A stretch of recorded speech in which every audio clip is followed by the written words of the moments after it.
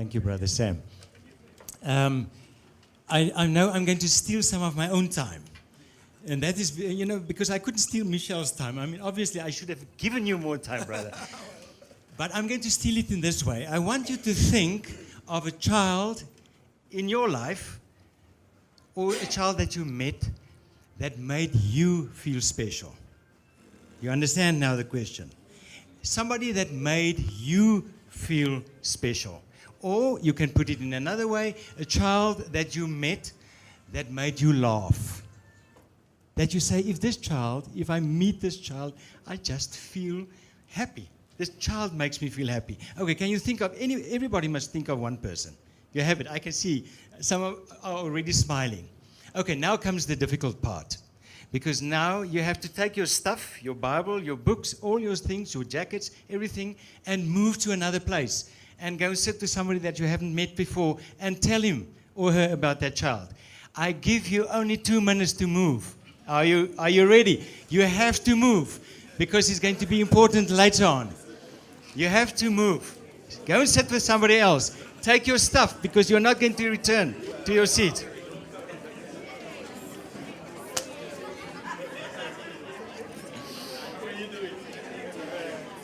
Okay, 1 minute is passed already. You have to move. You cannot sit next to the one that you came with. Jonathan, who are you sitting next to? Huh? You have to move. You have to move.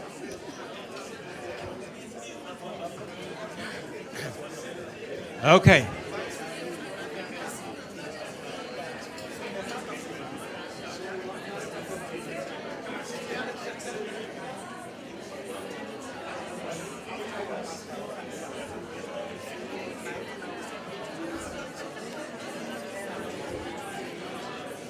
You have 1 more minute to share. And both of you must share.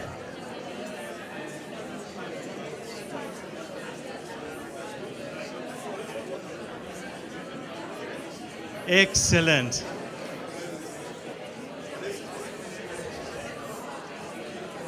All right. Can I get your attention back?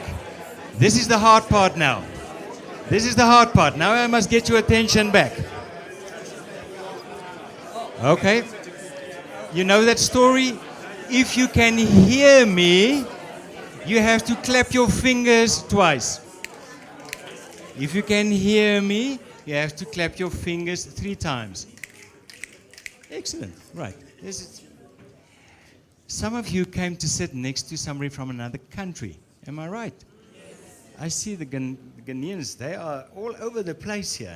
I've seen some of my friends from Ghana. Okay. What countries do we have here? Ghana, South Africa, and what else? And of course, Burkina Faso. Zimbabwe. Okay. Botswana. Yes. Namibia. Oh. Australia.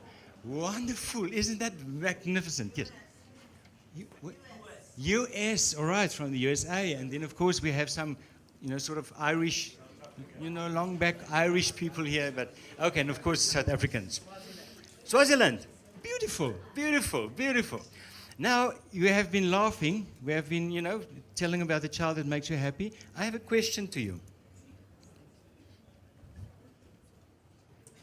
How do you catch chicken pox?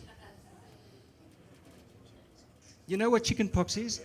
Right? It's this illness where you get these little, blisters on your face, and and how do you actually catch it? Come, how do you catch chicken pox? There must be somebody from, some nurses.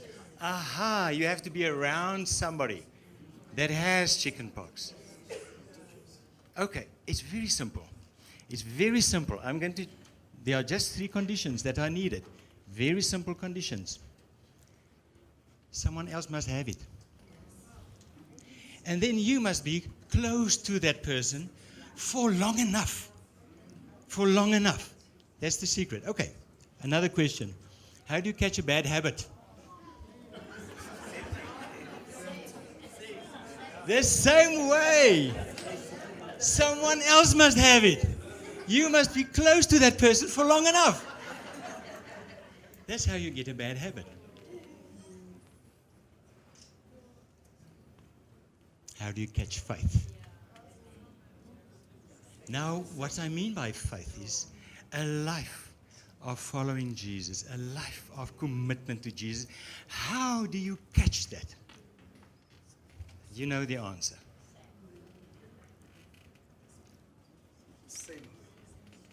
Someone else must have a life of commitment to Jesus, a life of discipleship. And you must be close enough to that person for long enough. This is exactly what Jesus did. He said, I'm going to spend 30 years, number one. And the 30 years for Jesus was so that he could listen to people. And then he said, I'm going to spend 3 years. Now they're going to listen to me. And how are they going to listen to me? I'm going to invite them to be close to me, because what I'm carrying in me, I'm carrying the kingdom inside me. And I want them to catch the kingdom. I want them to catch faith. So they have to be with me for long enough so that they can actually be infected with the kingdom. Okay, now this is absolutely important for what I'm going to say today. Faith is caught, not taught. Maybe you've heard this before. This is, I'm not the one who came up with this phrase. It's an old phrase. What does it mean? Just tell the one next to you, what does it mean? Come, I want you to participate also. Just talk to the one next to you. What does it mean, faith is caught, not taught?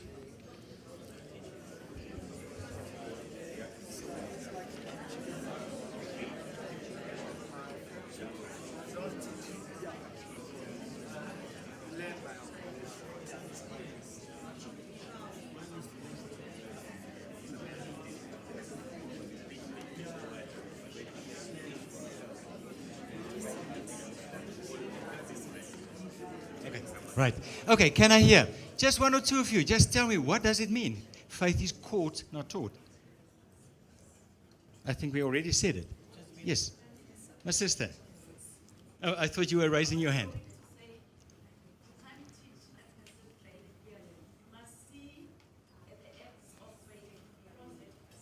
Right.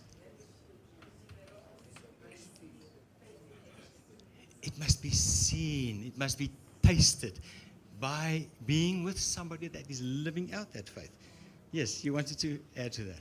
Yeah, I wanted to say, because faith is not an educational subject, but faith is a person, Jesus Christ. It's so he is in me. Okay. I resemble his nature. Therefore, someone next to me can get impartation of what I have already in me. Beautiful. The kingdom means there is a king. And the king is living inside me. And if you want to meet the king, you have to come alongside me. Of course, there are many ways in which you can meet the king. But to live out in this kingdom, you have to see it being lived out. This is exactly what Jesus did. Now, obviously, it doesn't mean that faith is passed on automatically. I'm not saying that, but I think you understand that. Because you still have to make a decision. And I strongly believe you have to make a series of decisions right through your life. It's not only one decision. It starts maybe at some point. It runs through your whole life, deciding to follow Jesus. But there is a point where you say, I am drawn to Jesus by what I saw in somebody that is carrying this kingdom inside him or herself. Just for this photo is from the Orthodox Church in Ethiopia. Now, the Orthodox Church, what you see here is a girl of 4 years old and a mother and the grandmother in the back. I took that photo in the church, in the Orthodox Church in Ethiopia. I was shivering. I was so close to crying because I said, God, you're showing me something here. This girl of 4 years old has no idea what her mother is doing. She doesn't know. It doesn't matter. It doesn't matter because she's already getting into the habit. And gradually, as she grows up, her mother will start to explain to her. And then, of course, the grandmother, she's the wise one. She's the one with the experience. And the child will learn from her mother and the grandmother. I don't want to go into the Orthodox theology now. That's another matter. Just look at this picture. Look at that child from 4 years old. She is carrying something she's already infected by the mother and the grandmother. Okay, so I'm going to jump because I thought I must bring in a little bit of science, just to convince those people who are scientists. The first few slides that I'm going to show are people who were not known to be Christians. I don't know if they were Christians. They never said it because they said we are scientists, sociologists, psychiatrists, people working with communities, and they did research. Okay, so what does the social sciences say about the value of bringing generations together? Erik Erikson, I'm not going to spend much time on him, but some of you, if you did psychology, you will always hear about Erik Erikson, because he was a very famous guy who spoke about the stages that the person has to go through in his life to develop. But what I want to show is, he says generations grow each other up. And he actually included the older generation. He says they are growing up by their children and their grandchildren. You cannot be a proper grandfather without proper grandchildren. You know, it's a stage of your life. If you don't have children around, you struggle to go through your last phase of life. Margaret Mead, she did a lot of studies amongst especially the traditional cultures, and she saw the whole thing of a community passing on habits and values in a community. And then she came with this conclusion: the continuity of all cultures depend on what?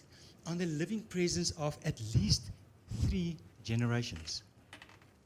So she says, when you have a society where the first generation doesn't have contact with the third generation, the culture disappears.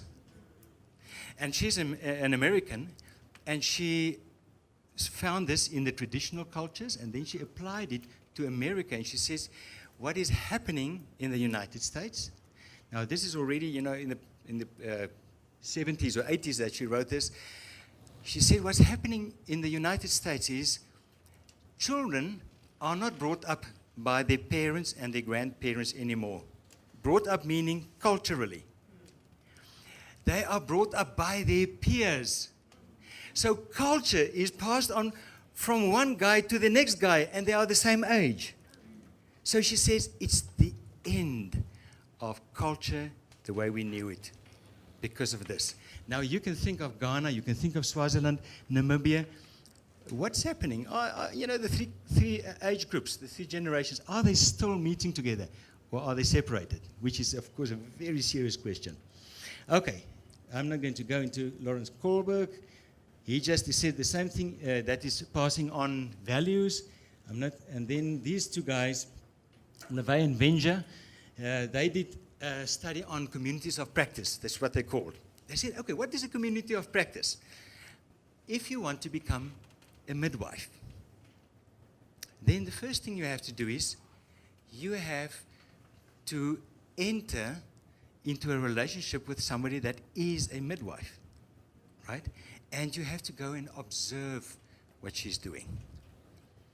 Then the next thing is she has to allow you gradually to start taking part in the work of a midwife. Then you adopt the values of the midwives. And then the last one is you say, you identify, you say, I am a midwife. So it is almost like a group of people that form themselves in a very practical way. So they said, this is the way, a community of practice, and this is what they call then a community of practice. It shares a concern or a passion for something they do and learn how to do it better as they interact regularly. That's why whether you're a midwife, whether you're a mechanic, all these guys, they form a kind of circle of people with knowledge. And they pass on this knowledge by being with each other for a long time. Okay, now, what these people say is culture, values, skills, identity. It is passed on from generation to generation as long as they spend enough time together. In other words, children must be infected by the elders to become like them. I hope you're starting to make the connection to the church. I hope you're starting to see where I'm heading. If generations are separated, children are infected only by their peers with devastating results. Okay, now, let's talk about the Christians now. In churches, they also did research, and I'm very quickly going to run through this. Burns and de Vries, they looked at students at university. Now, their question was not, why do students stop going to church? Why do they lose their faith? They were not interested in that. They said, we want to know the students. Now, again, this is a USA-based study. They say, we want to know the students who did not lose their faith. And often that's a very small percentage. They say, we want to know, why did they not lose their faith? Why did they continue in their faith? Why did they withstand all the pressure from the other students while they were at university? And they said, all these students had the same testimony. All of them had relationships with 5 or 6 adults beside their parents who actually helped them to grow through this period. So they said, if you want to keep your children in church, they have to have relationships with at least 6 other significant people. Okay, that is really, really important. Okay, I'm not going to Holly Allen. She just referred to research that they did comparing children who grew up in a church where children and adults are separated to a church where children and the adults are together most of the time. She found the children who grew up in a church where the different age groups are together most of the time, they are stronger in their prayer life. They have a closer relationship with God. They speak about God in more relational terms, and they speak to God more often. So, and when they speak about God, they say it's a we relationship. While the children who grew up in a church separated from the adults had good knowledge of God, but they struggled with the relationship, especially as they grew older. Okay. Just the other side. These guys, they said, so what is the effect of children on adults? Look at that. Adults gained new spiritual ideas from children, and that's when children and adults were together, particularly regarding faith, hope, and love. They say adults learn from children about faith, hope, and love. Not the other way around. You need a child to learn about faith. You need a child to learn about hope, and you need a child to learn about love. I've seen that with my sister's child of 4 years old, the way that she loved her grandmother, my mother. My sister's child loved my mother more than I loved my own mother. You understand? In just the way that she I would get, sort of irritated with my mother. She's starting to forget, and she's struggling from Alzheimer. And I was too adult to love her properly. And I learned from this child, and I had to go and say, God, forgive me. Please help me to learn and to love my own mother the way that her grandchild loves her. Okay, how to heal, how to continue growing, how to become honest again, how to regain trust, how to challenge fears, how to forgive, how to mourn. This is what we learn from children, not they from us. So if we don't have children around us, most of the time in church, we're going to unlearn those things.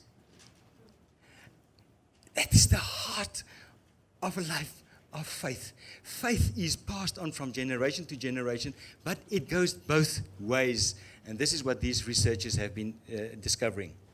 Okay, so to conclude, I think we have already said it, is if you separate generations in church, you reduce the chances of deep, lasting faith forming in the children. I'm not saying you destroy chances. Of course, these children will have relationships with God, but you reduce the chances of deep, long-lasting faith. Okay, and what happens is many will attend church as long as it is fun, or while their parents have the authority to force them, but their faith will not stick.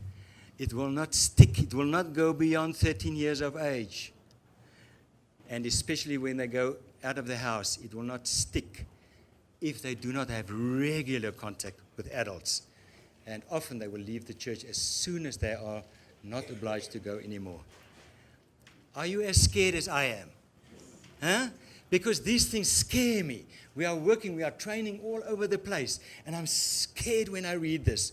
Because we are training people to become very good children's workers. And I love children's workers. My whole life is about children's work. I mean, don't take me wrong there. I love children's workers. I have the deepest respect for you sitting here. But if the church depends on children's workers, we are lost. It's gone. It's gone. The church will not last one generation. And already churches who have been doing this, separating the ages, have already started to see the extremely negative results in these things that I've said now. Okay. No. Okay. Talk to me. Something must happen. So, to come back what we said in the beginning, how should we pass on faith? Through infection, living out our faith in the presence of the next generation over a long period. Does the Bible actually back what I'm saying? Let's look at some verses. Now, I'm going to try and divide you into 7 groups, and that's going to be very quick. So, let's take this group. You are group number 1. You are group number 2. Okay, let's take it from the back. You are group number 3. Right. You are group number 4. And then these two, no, you have to divide into 2. Okay, this people in front, you are number 5. And then 6, somewhere here, and 7.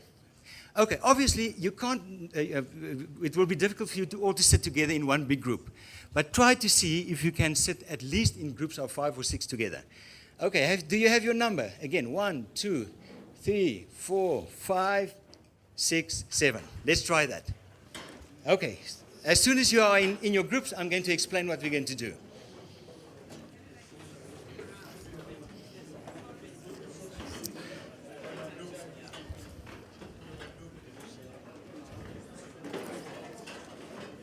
Peter, you're going to...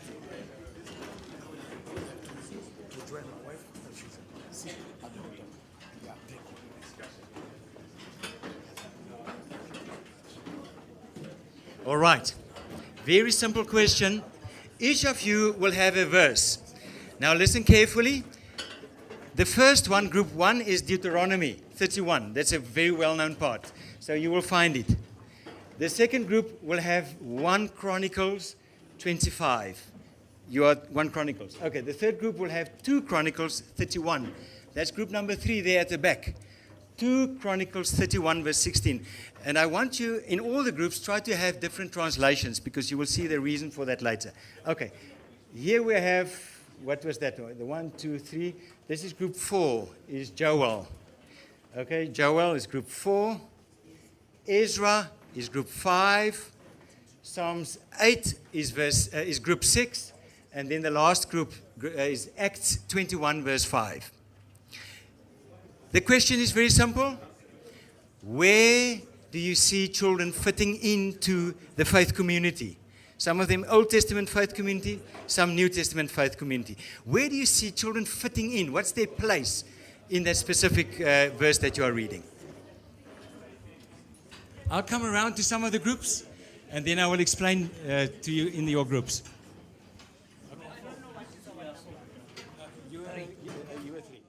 Okay, what is the place of children? Where do you see children fitting in? What is the Bible saying to us about generations being together? That's the whole thing.